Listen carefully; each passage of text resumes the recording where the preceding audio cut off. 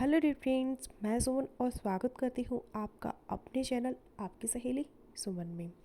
आज के इस वीडियो में हम 5 सबसे बड़े संकेतों के बारे में बात करेंगे जो आपको तुरंत बता देंगे कि पुरुष का स्पर्म बॉडी में चला गया है या नहीं। रिलेशन बनाने के बाद सबके दिमाग में एक उलझन या सवाल होता है कि पुरुष का स्पर्म महिला के अंदर चला गया है या नहीं, और अगर चला गया है तो हमें कैसे पता चलेगा और हमें क्या खास संकेत खुद में नज़र आएंगे। 5 सबसे बड़े संकेत जो आपको तुरंत बता देंगे कि पुरुष का स्पर्म बॉडी में चला गया है या नहीं। बहुत से लोग ये समझते हैं कि जब भी हस्बैंड वाइफ रिलेशन बनाते हैं तो स्पर्म अंदर जाने के बाद प्रेगनेंसी भी ज़रूर हो जाती है, लेकिन ऐसा नहीं है। ये सिर्फ एक मिथ या गलत फहमी है। स्पर्म का बॉडी में जाना और प्रेगनेंसी का होना ये दो अलग अलग चीज़ है। इसके साथ साथ आज हम ये भी समझेंगे कि स्पर्म और सीमन में क्या फ़र्क है। चौथी और पांचवी सिम्टम अगर आपको खुद में नज़र आ रहा है तो समझ जाएं कि 100% स्पर्म आपके अंदर चले गए हैं। तो चलिए बिना देरी के वीडियो शुरू कर लेते हैं। तो आखिर ऐसा क्या तरीका है कि तुरंत हमें पता चल जाए कि स्पर्म बच्चेदानी के अंदर चला गया है। इनमें से कुछ संकेत तो आपको उसी टाइम तुरंत से नज़र आ जाते हैं खुद में, जबकि कुछ ऐसे सिम्टम होते हैं जो 5 से 8 दिनों के बाद आपको खुद में नज़र आएंगी। सबसे पहले ये समझ लें कि स्पर्म अंदर जाने के तुरंत बाद आपको खुद में कौन से सिम्टम नज़र आएंगे। पहला आसान तरीका ये है कि आपके हस्बैंड को खुद ही पता चल जाता है कि उनके स्पर्म्स रिलीज हो गए हैं या नहीं। और दूसरी सिम्टम ये है कि अगर स्पर्म अंदर चला गया तो रिलेशनशिप बनाने के थोड़ी सी देर बाद से महिला की प्राइवेट पार्ट्स से लिक्विड या पानी बाहर निकलता है।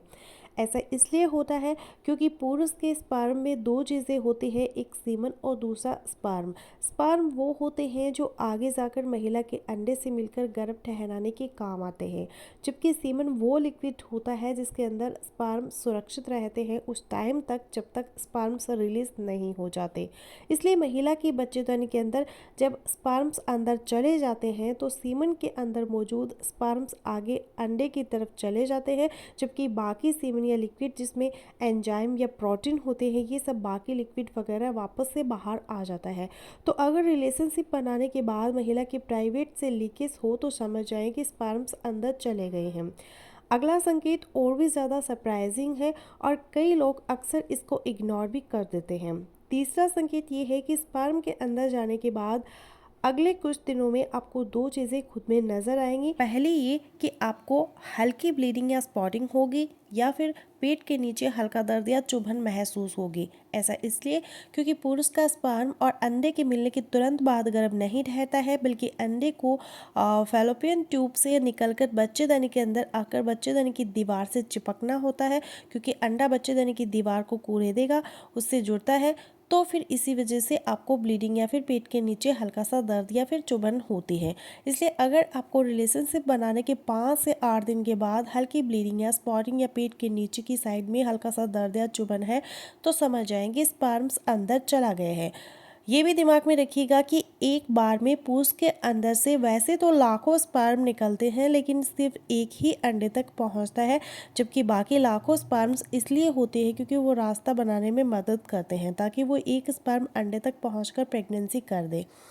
अगर आप ये पहले 3 साइन समझ गए हैं तो अगला साइन आपको बहुत ही ज़्यादा मदद करेगा इस प्रॉब्लम को आसानी से समझने में। अगला संकेत ये है कि स्पर्म के अंदर जाने के बाद आपको बॉडी में एचसीजी, एस्ट्रोजन और प्रोजेस्टेरोन जैसे हार्मोन के तुरंत बढ़ने की वजह से आपको मूड स्विंग्स होंगे। यानी रिलेशनशिप बनाने के 5 से 7 दिन के अंदर अंदर अगर आपको थकावट, उलझन या उदासी महसूस हो तो समझ जाएंगे स्पर्म आपकी बॉडी के अंदर चला गया है। अगला सबसे कंफर्म और बड़ा संकेत ये है कि स्पर्म अंदर जाने के बाद आपको ब्रेस्ट में चुभन या छाती का दुखना या फिर सेंसिटिव होना और भारीपन तुरंत महसूस होगा। ऐसा इसलिए क्योंकि पुरुष के स्पर्म के अंदर जाने के बाद बॉडी में हार्मोन्स के लेवल बढ़ने लगते हैं, खासतौर पर प्रोजेस्टेरोन, एचसीजी और एस्ट्रोजन जैसे हार्मोन बढ़ते हैं प्रेगनेंसी का सपोर्ट करने के लिए। ये तीनों हार्मोन काफ़ी तेज़ी से बढ़ते हैं, इसलिए ब्रेस्ट में भारीपन महसूस होता है और चुभन और सेंसिटिव भी महसूस होता है। तो अब बात कर लेते हैं अगले संकेत के बारे में जो आपके लिए बहुत अजीब हो सकता है। अगला साइन ये है कि स्पर्म अंदर जाने के बाद आपको बार बार यूरिन आएगा। ऐसा इसलिए क्योंकि स्पर्म के अंदर जाने के बाद और इम्प्लांटेशन के बाद बच्चेदानी का साइज़ बढ़ जाता है और बच्चेदानी का साइज़ बढ़ने से ब्लैडर पर प्रेशर आता है, जिसकी वजह से आपको बार बार यूरिन आता है। इसके साथ साथ आपके पीरियड्स भी मिस हो जाएं। पीरियड्स का मिस होना भी स्पर्म अंदर जाने की एक बड़ी सिम्टम है। तो फ्रेंड्स, बस यही था आज का वीडियो। आई होपफुली मेरा आज का वीडियो आप लोगों के लिए यूजफुल रहेगा। सो मिलते हो नेक्स्ट वीडियो में, तब तक के लिए बाय बाय।